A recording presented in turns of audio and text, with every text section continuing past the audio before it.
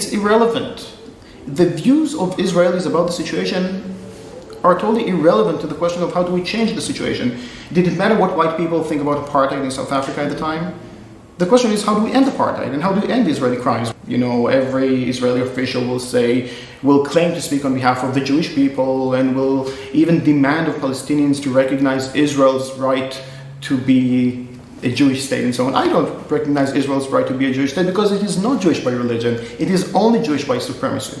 Israel is Jewish just like South Africa was white, in the exact same context, with the exact same meaning. And obviously any decent person around the world should oppose that because it is inherently racist, and more than that. And it also happens to be very much against international law. So when we talk about Israel as an apartheid state, even though it's not exactly like South Africa, it neatly falls under the legal definition of the crime of apartheid, which is a very serious crime, one of the few crimes that is regarded as a crime against humanity.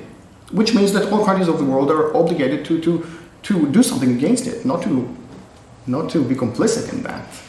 And what we're coming and saying is, no, there are basic fundamental Palestinian rights that must be respected.